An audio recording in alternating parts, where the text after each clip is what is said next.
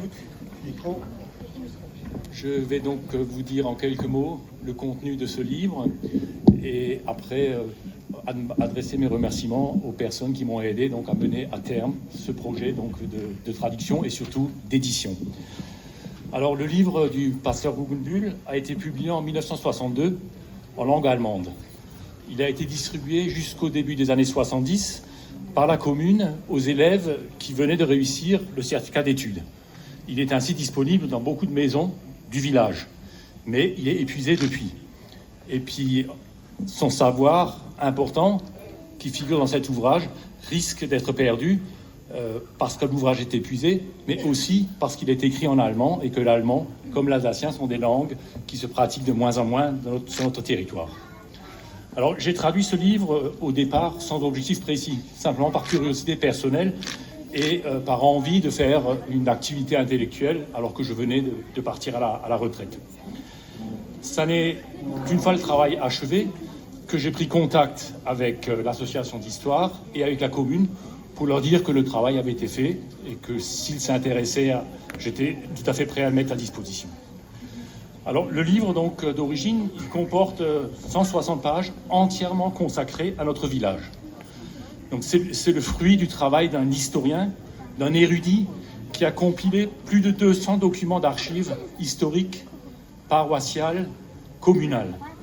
Certains textes consultés remontent au IXe siècle et sont exprimés dans des langues, donc le latin ou le vieil allemand, qui aujourd'hui sont accessibles à très peu de gens. Donc le pasteur Guggenbühl a su prendre ces textes et a su en sortir l'essentiel pour écrire sa chronique. Donc le livre retrace donc l'histoire complète de Weitbruch en partant des trouvailles archéologiques qu'on a trouvées sur son banc, qui remontent au néolithique d'abord, puis ensuite à l'époque romaine avec une villa donc, qui était installée au Birkwald. Ensuite, il détaille longuement l'époque seigneuriale, parce que notre village appartenait donc au seigneur de Hanau-Lichtenberg. Et c'est de cette époque que datent les premiers écrits sur Weitbruch. Il aborde également très longuement les faits religieux et scolaires, qui sont très importants. Et la commune de Weitbruch, vous le savez, est particulièrement intéressante par sa biconfessionnalité. Donc, il y avait une communauté catholique, une communauté protestante, et il a fallu gérer, tout au long des siècles, une cohabitation équitable et pacifique entre ces deux communautés. L'ouvrage, enfin, aborde la situation du village dans les années 60. Et les années 60, que beaucoup d'entre vous, les plus anciens d'entre vous en tout cas, ont connu, on sait bien que c'est un virage essentiel pour les territoires ruraux comme les nôtres. À partir des années 60, les choses ont réellement commencé à changer et on arrive à l'époque moderne. Dans le livre aussi figure un grand nombre d'anecdotes qui sont parfois tragiques, parfois amusantes. Au niveau des tragiques, par exemple, il y a l'histoire d'une femme qui a été accusée de sorcellerie et qui a été donc brûlée à Brumath. Il y a également l'histoire d'un garçon, un pâtre, qui a été mordu par un loup et qui en est mort également. Et puis il y a aussi ce qui est plus connu, mais donc qui est cité dans d'autres ouvrages, la visite du futur empereur Hirohito, donc, alors qu'il était étudiant et qui est passé donc voir le presbytère protestant. Dans ce livre également, on trouve des choses intéressantes sur les pratiques minières et agricoles du passé, des 18e et des 19e siècles, comme par exemple la récolte de la tourbe dans les marécages de la forêt, l'extraction de minerais de fer également dans la forêt, et puis la culture de la garance, donc qui a été très très importante, pratiquée par de nombreux agriculteurs, avant qu'on trouve une garance de synthèse, enfin, et que cette culture disparaisse complètement. On trouve également dans ce livre, et c'est pas inintéressant, la signification de la centaine de lieux-dits qui composent notre banque communale. Aujourd'hui, les agriculteurs, donc quelques personnes encore dans notre village, connaissent ces lieux-dits, mais la plupart d'entre nous, évidemment, ignorent ces choses-là. Et donc, c'est très intéressant de revoir ça, et on a essayé d'enrichir le livre avec une carte pour que justement on puisse localiser les lieux-dits avec leur signification. Donc tout derrière dans le livre, les 2 dernières pages, c'est la carte du banc communal avec les noms des lieux-dits. Le but du pasteur Guggenbühl, tel qu'il le décrit dans l'introduction du livre, c'était de faire plaisir aux habitants de Weitbruch, comme à ceux qui ont quitté pour toujours leur village natal et qui s'en souviennent avec bonheur. Donc l'objectif, je crois, du pasteur Guggenbühl reste complètement actuel. Weitbruch, c'est un village ordinaire, peu connu, mais pour ses habitants, c'est leur lieu de vie, c'est leur histoire.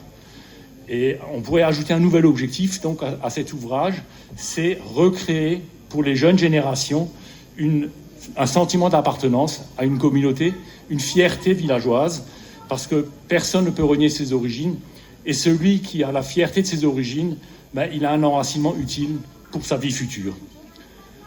Voilà donc ce que je vais vous dire sur le livre. Je ne vais pas en révéler davantage, il vaut mieux que vous le lisiez, et j'espère qu'il plaira pour que donc cet important travail du pasteur ne soit pas perdu. Quelques remerciements quand même, donc, avant d'arrêter. Donc, je voulais dire merci au président Alain Christophe et au comité de l'association d'histoire qui m'ont chaleureusement accueilli alors que je n'étais pas membre encore et que je venais donc avec mon petit fichier informatique de cette traduction. Alain a fait partie de l'équipe de projet qui a abouti donc à l'édition du livre. Il a inspiré, il a validé et il a soutenu les propositions et les décisions qui ont été prises et qui ont permis donc d'arriver au résultat final. Je voudrais adresser un merci particulier à M. Hans Guggenbühl pour son enthousiasme et son envie de produire un livre de qualité. Merci pour sa cession des droits d'auteur patrimoniaux. Merci pour son soutien moral et financier. Et aussi, et surtout, je dirais, pour son amitié respectueuse qui, en ce qui me concerne, est tout à fait réciproque. Merci aussi aux mécènes qui ont cru à la faisabilité du projet et qui l'ont soutenu financièrement sur la base d'une simple note de 2 pages.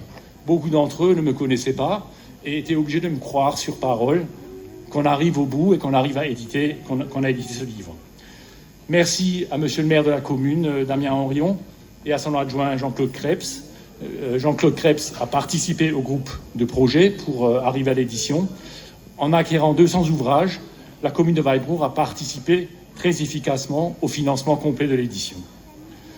Merci aussi à 2 collègues de l'association, donc Gilbert Spitzer, qui est, je crois, dans la salle, que je n'ai pas vu encore, mais qui a relu, c'est un travail fastidieux, qui a relu l'ouvrage pour en relever encore un certain nombre de coquilles. Merci aussi à Armando Onus, qui a mis à disposition sa belle collection de cartes postales anciennes, de telle manière à ce qu'on puisse illustrer un peu cet ouvrage. Merci aux imprimeurs, donc successifs, Patrick Meusner de l'imprimerie François de Strasbourg, de Haguenau, et Christian Reiter de l'imprimerie Parmentier de la Vancelot, qui a repris le projet. J'ai eu de très bons rapports techniques et commerciaux avec eux pour arriver au résultat. Et enfin, merci à mon épouse Angèle, qui a accepté que je passe du temps sur ce travail et qui surtout m'a donné de très précieux conseils sur l'esthétique, le format, la couleur, etc. à choisir par rapport à cet ouvrage. Voilà, merci à vous.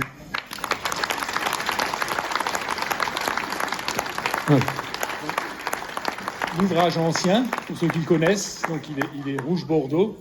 Il était écrit dessus Weitbruch sur la couverture et sur la tranche. Il est d'un format plus petit que le nouvel ouvrage, donc traduit et enrichi, qui est en couleur bleue. Mais il figure également Weitbruch, parce que c'est vraiment le sujet du livre, également sur la tranche. Voilà. Merci Pierre.